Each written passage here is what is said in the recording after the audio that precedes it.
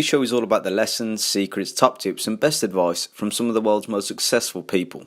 Each episode is dedicated to one well-known name, including artists, writers, actors, investors, businessmen or women, and so on, and the practical wisdom they think will be helpful to you. These podcasts are not done by us, however. Instead, we've taken the best clips and soundtracks we can find on the web, polished them up, and distilled them into what we like to call nutritious audio snacks. The magic number is 7. This is the number of lessons we aim to fit into each podcast.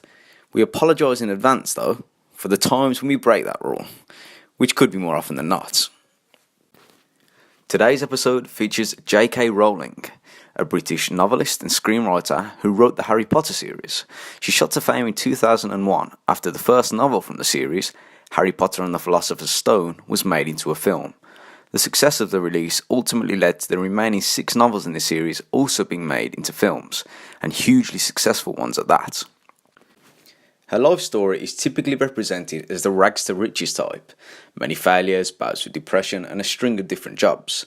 These are just glimpses into the difficult life she lived before her first novel was accepted by a publishing house in London in 1996. Before that, it had been rejected by 12 different publishers. The rest, as they say, is history. Over the years, she's won a host of prestigious awards, including honorary degrees from St Andrews University, the University of Edinburgh, and Harvard.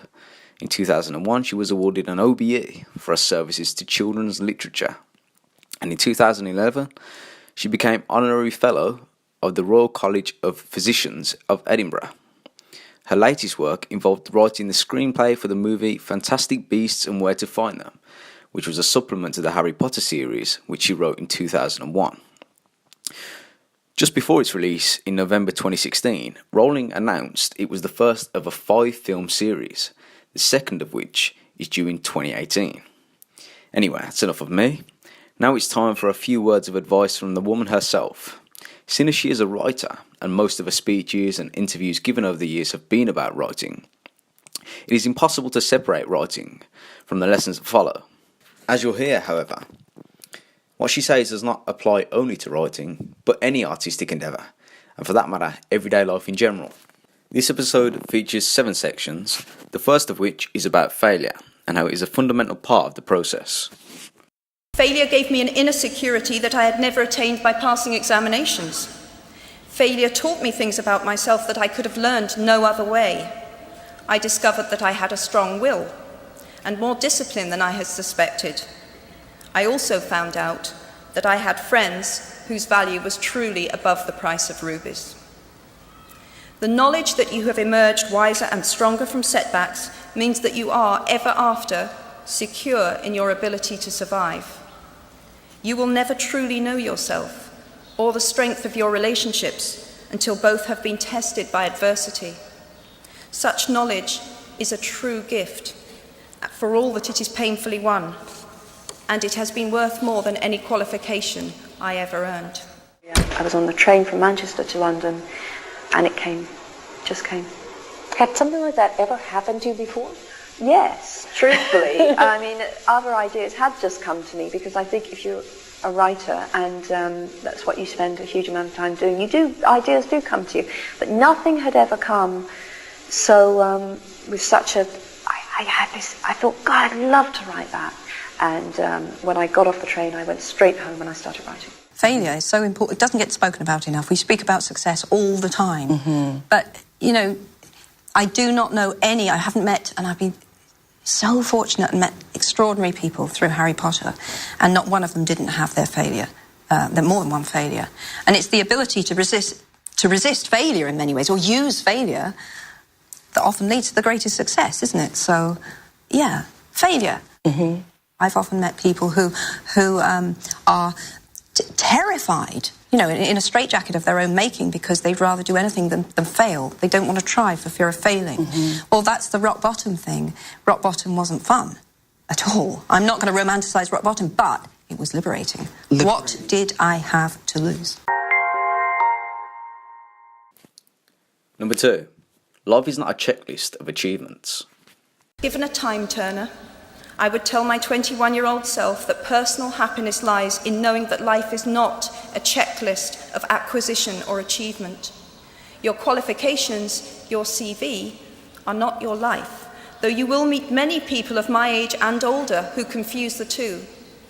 Life is difficult and complicated and beyond anyone's total control, and the humility to know that will enable you to survive its vicissitudes. Number 3. Pay attention to those moments of insight and inner inspiration. I remember once, and it was like I'm going to call it a flash of clairvoyance now. Obviously, if it hadn't come true, it would just be some random crazy thought I'd had. But I do remember one day, writing Philosopher's Stone, I was walking away from the cafe where I'd been working. Philosopher's Stone, which became Sorcerer's Stone, exactly. So that's the first novel. And I had this moment where I suddenly thought, it was like another voice speaking to me, and the voice said, the difficult thing's going to be to get published. If it's published, it will be huge. Wow. And that is exactly what it was. So there was some hint that the voice had said to you... Well, the thing is, you've got to believe, haven't you? Yes. You know, I was not the world's most secure person. I wasn't someone with an enormous amount of... In fact, I'd say I was someone with not much self-belief at all. And yet in this one thing in my life, I believed. That was the one thing in my life. I felt I can tell a story. Number 4. Criticism. If you're unable to handle it, then you're in the wrong game. It is one of the amazing and wonderful things about literature, as about film and music, is it's utterly subjective.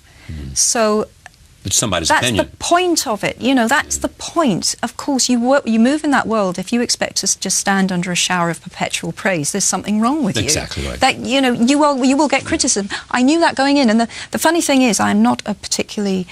I was never a very confident person. In there are areas in my life in which I'm very thin-skinned.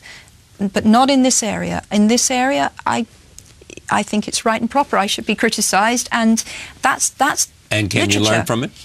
Yeah, sometimes, absolutely.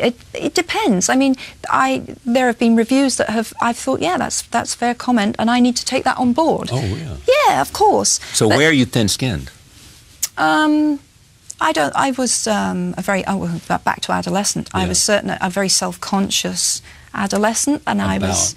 Oh, God, about everything, you know. And that followed me into adulthood, and I've had to learn to be a little more grown up. Are there any things. insecurities left after this? Yeah, loads of them, but I'm not showing them on TV. Well, give me an example of the kind of thing you're talking about. What could you be insecure about? You've got a great marriage to a wonderful doctor. I do. You know? Absolutely. Jessica's doing just fine, thank you very much. Yes? But I'm a human being like Her anyone mother, else, and we all have our insecurities, and we all have places where we feel we could do better. But is it about something other than mortality and morality? Or vanity? Listen, all of those things are in all of us. We all worry about those things, and I'm not immune. Number 5. Fear never goes away. There's always trepidation. I mean, I think that people might be surprised to know that I felt trepidation every time I produced a Potter book. You know, the weight of expectation there was I won't say crushing, it was extraordinary and wonderful to have that weight of expectation. You were but competing at times, with yourself. Yeah, and with the expectations, latterly, of millions of fans, all of whom were very invested in the story and wanted to see what they wanted to see. And I knew where I was going, and I had to put on mental blinkers a lot and just think, I know where I'm going, I must not be influenced by this. Número 6. One word. And it spells L-O-V-E. Well, I definitely know that love is the most powerful thing of all. And I remember thinking that, God, I'm about to make myself cry, but I remember thinking that when 9/11 happened. Because those last phone calls were all about the last thing, knowingly, that I'm going to say on this earth is I love you. What's more powerful than that? What's more proof than that? Beyond fear, beyond death. So interesting that you mentioned 9/11, because Yeah. I think about them all the time. It's such a huge... it is a defining moment in our lives. I remember thinking, They can't have come down. Because they've come down, Yeah. yes. Mhm. And I turned on the TV and, saw it. Yeah. And I panicked because I have good friends in New York, and I emailed my two best friends in New York, one of whom is my editor, Arthur Levine, and bizarrely, he was able to email me back virtually immediately, and his last line in his email was, "And they say we shouldn't teach children about evil." Because we had many a discussion about that. What is your dream of happiness? Well, in the first Harry Potter book, Dumbledore says to Harry, the happiest man alive would look in the mirror and see himself exactly as he is. So I would have to say that I'm pretty close. And finally, number 7. A career in writing isn't easy, but if you're consistent, persevering, and you enjoy it, it can be very rewarding. This reminds me of a quote which is falsely attributed, often, to Winston Churchill, that goes, "If you're going through hell, keep going." I often get asked by younger readers what I would advise if you want to be a writer. This is the way I did it, so that's the only advice I can give. You've got to read as much as you possibly can, because that's the best way to recognise good writing and to learn what makes bad writing, and those are very good things. You'll probably go through a phase where you imitate your favourite writers. That's perfectly okay. That's another learning process. You resign yourself to writing lots and lots of rubbish. You just got to write that out of your system, and sooner or later you'll hit what you really should be doing and what is your genre. And perseverance. You've got to persevere, because it's a career with a lot of knockbacks, but the rewards are huge. I don't mean in the sense that if that's what you really want to do, to be able to do it lifelong is the best thing in the world. Very rewarding. But it's not a career for people who are easily discouraged, that's for sure. And to their parents, don't tell them it's unrealistic. Never say that. Because even if they're not published writing, well, writing is the passion of my life, so it's an important thing to do. This podcast is sponsored by, that's right, nobody. Oh, you say, how do we make our money then? Well, if you like this podcast and would like to see more of them, there are many ways you can support it. You can leave a review on iTunes, our website, or wherever else the podcast appears. You can share it with friends on social media or on your own blog or podcast. You can purchase any books we recommend via the Amazon links on our website, in which we'll receive a small commission. Or you can support us directly with a donation. You can do that at prestopost.org/support. And as always, thank you for listening.